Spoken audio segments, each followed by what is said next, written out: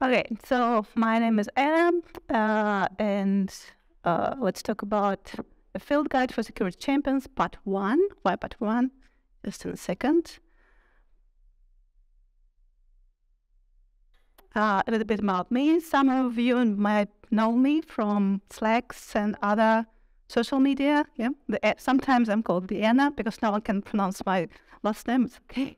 Just in case, I'm Anna Lezhikova. It's Russian surname. I'm from Russia. Moved to New Zealand 10 years ago. My background, tech, full stack, DevOps, DevSecOps, engineering. I'm not a Windows person. I'm an AWS girl. And I also got background in sociology, communications, and business management. So now I combine this all in my role of cybersecurity consultant. On the outside of work, I want just to share my hobbies: music, jewelry, and archery. So I love jazz. I play violin. I used to be a professional musician in my previous life, but now I just love jazz. And I run a blog about jazz gigs in Wellington. Check it out if you're in Wellington or travel to there. I make jewelry, and you can check my Instagram. And I do archery. Check my club if you live in Wellington region and you want to try yourself in archery. Just let me know. I work as a senior cybersecurity consultant in Defend.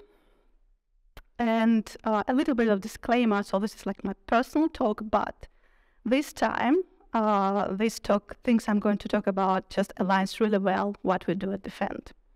And when we talk about security, and there's a lot of talks about technology, this is really important. But technology won't work without good processes. And any good process will fail if people just don't follow them.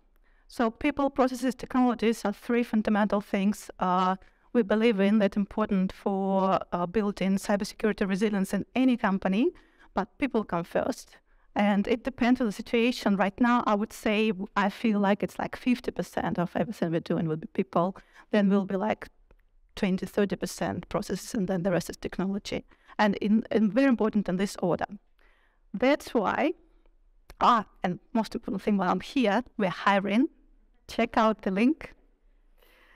And that's why, one more thing, just to be on the same page, what I mean by security champions, and security in here, again, not technology. If we think about security in general, from these three big stones, standing on these three big stones, I would just say that for this talk, at least, what I mean by security is increasing your survival rate, in the state of survival, by reducing risks down to acceptable level. And if we talk about security and security champions in this context, then part 1 today will be about the surviving the zombie apocalypse. And part 1 is about, we won't talk about zombies, best barricades, or how to kill them on these techniques. We will talk about our teammates. We will talk about people today. That's what the part 1 is about. Will there be part 2 or 3? I don't know. Watch the space. Let's play. Okay. Security champion, Candy. We've got Candy here. So let's choose a character first. Who will be? And you, please raise your hand if you've heard this term, like word before, security champion. Some people are just lazy and know they don't want to raise their hand. Yeah, so what I like, the security champion, from my perspective, is just only one type of character we can have in this game. We also can evolve this our character in the game with different skills, add different skills, like bump it, and then we can have Zoe, the mentor, and there is another stage, is like Trish, the kayaker. So let's have a look what that means, what skills they've got, and then you can choose one for you.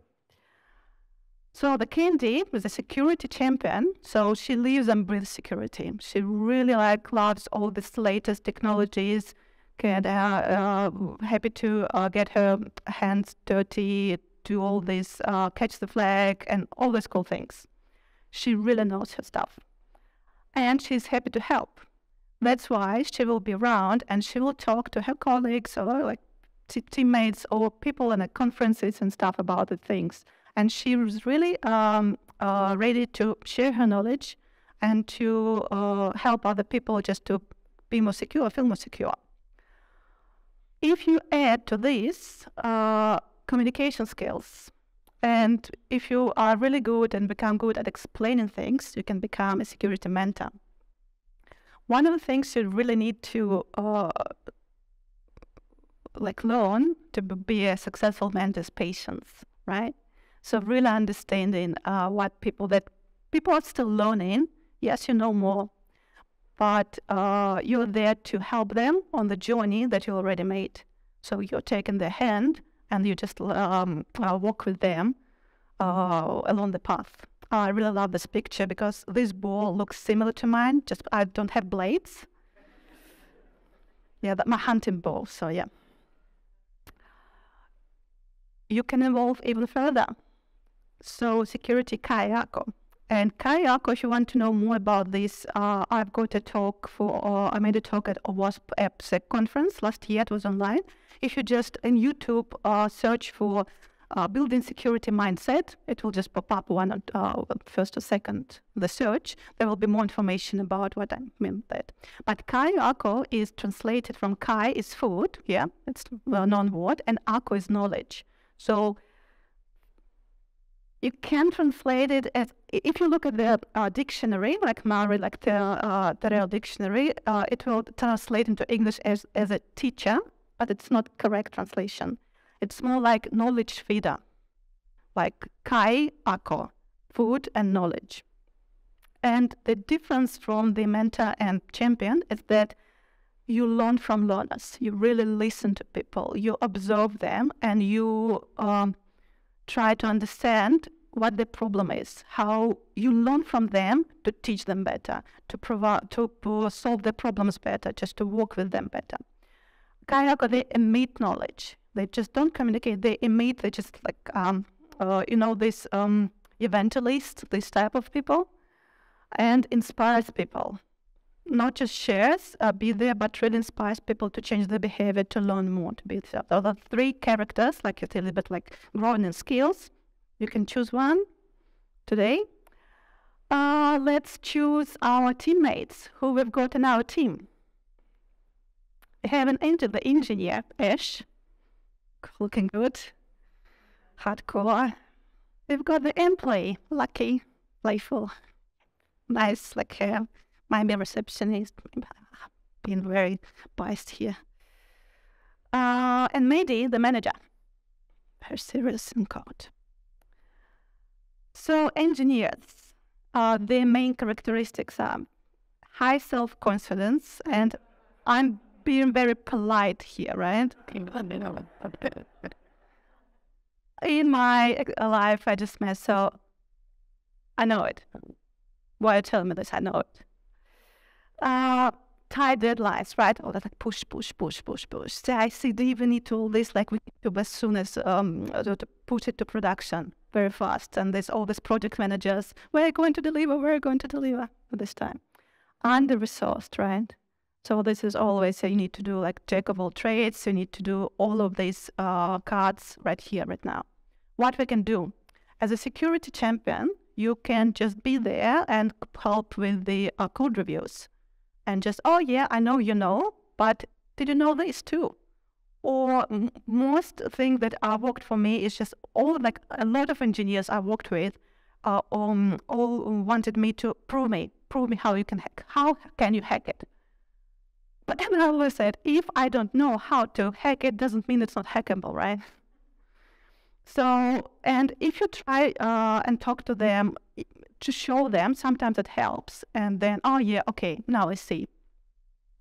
Always, like the mentor, what helps is pair coding and doing some security stuff. It just really helps just to work together on a problem.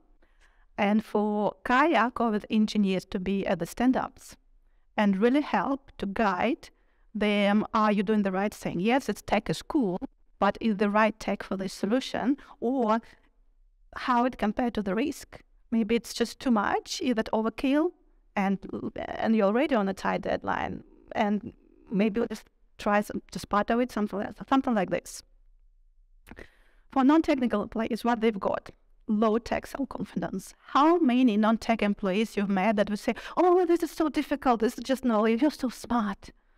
Yeah, a lot. I hear it a lot. You're so smart, you're doing tech or you're in security. They really don't believe in themselves. They really like to shut their eyes, like, I can't do this. Low security visibility, they just don't think in these terms. They really like, like that people like orchestra on Titanic, just playing and not realizing maybe that their ship is sinking. They honestly don't know. It's not just they don't want to know. That's out of their scope of visibility. They just, that's it. And overwhelming requirements. Again, like any business, people are pushed and pushed and pushed, and they've got so many things they really need to do. Their boss ask them, and then now you ask them multi-factor authentication, 3-factor, 4-factor. Now you have to document it, log this, and now you can't use this app. You have to ask to download a new app, right? And then they've got the boss, I need this tomorrow, and they have to stay and overtime and work, right? You see there's a conflict. What we can do with the security champions, it's just like water cooler chats. Really, talk to them. They're nice people. And then if you especially talk to them about security, their personal security, kids, online security, their personal accounts, their personal mobiles, that's how you hook them into that. It's really matters for them. It's not that company's business, it's their own business. And the security is important just in general for everyone. It's not like, if company goes something wrong, it's not my problem. You can do this. With the mentors, it's presentations, brown bag lunches. Just show them what's going on in the world and have nice presentations like password strengths in a funny manner. Like, for example, I used, what's his name, McIntyre, with the passwords. Password 1 exclamation mark. I love this. Everyone really love this YouTube short video, and then they really think, oh yeah, but it's so true. I've got a password like this, always some. And for Kayako, it's the again help to build training programs. It's not just like one offline, show one presentation. It may be a program, continuous program for the whole year with different type of events.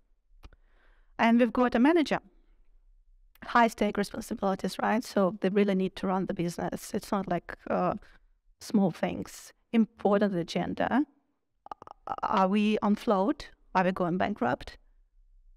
Do I have to make how many, like, how was it, 10% employees redundant, like recently? And all this stuff. That's the level of problems they deal with. And business goals. Honestly, at the bottom line, I don't care about security. I care that my business is running today, tomorrow, day after tomorrow, and my job as a security person to show them how security is just like oxygen for running this business, right? So this kind of things. So for security champions, it's just to keep an eye on the what's going on the threats, provide ideas into improvements. What I can do to run this pipeline secure and faster, or what I can do to make this process more robust, these type of things, and because making them secure. For mentors, it's again presentations and programs and explanations, working with employees.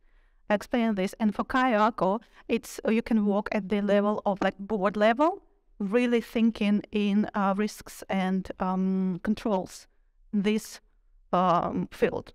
So this is nice thing that we can put into a table, for example, right? So again, this is just a top of the iceberg, tip of the iceberg, and it's just an example how you can approach it, right? What's wrong with it? Pardon? Yeah, big red circle. Because this looks so nice on the slide in the table, but it won't work because we are not the characters in the game. We are real people And real people with different agenda, with different personalities, different issues going at work, at home. And you still need a table. You still need these characters as a starting point. Yes, this just gives you ideas, what's possible, directional stuff. But what I encourage you to think about it, that we deal not with game characters. We work with people. And that's why it's just like important to remember that every person is unique and individual.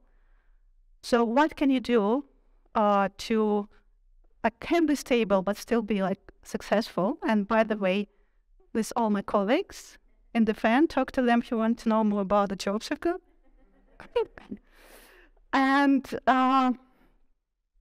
the main advice I've got for you, if you really want to be a successful security champion or a security mentor or kayaker, be kind. Be kind, listen to people, feel with them, and keep everyone safe. Thank you.